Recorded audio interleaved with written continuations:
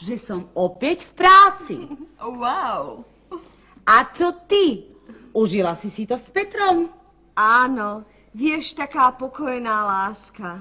Medové týždne to neboli. A čo Martin a Ivan? Užívajú si to spolu. Co?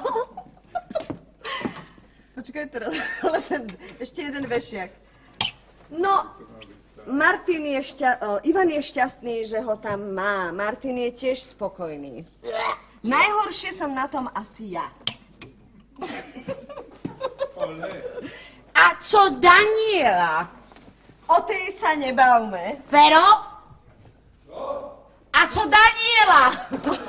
O to sa nebavme.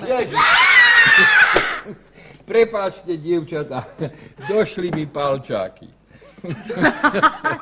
Nech sa páči, pán doktor Slávik. MK pravdepodobne budú stačiť, baby. A skontrolujte. A ty myslel, že takto asi... Áno, a skontrolujte aj Soničkinu ambulanciu, teda Michalovu, teda či ja to vlastne je.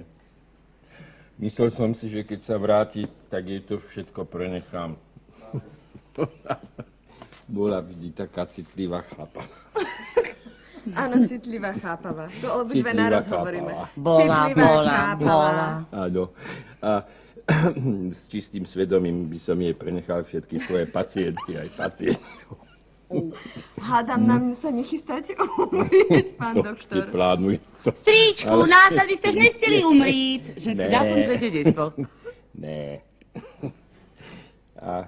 Ja neviem, ja tu stojím a krásne sa dívam na teba. Dobre, nie. A ja hovorím, nie, ale veď samozrejme, že nie. Ale zatiaľ nie, Kamilka, ešte zatiaľ nie. Ty už máš...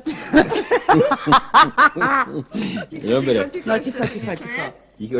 Ešte, začneme, máš ešte. A ešte aká sestrička Začneme. v skrini. No. Radeva. Tak, Začneme. Tak teda, začneme.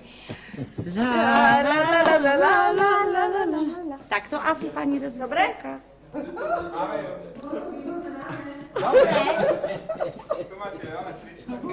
Tu sa rovno dalo vyskúť, akože na prádlo. Ježišmarja. To máme natočené.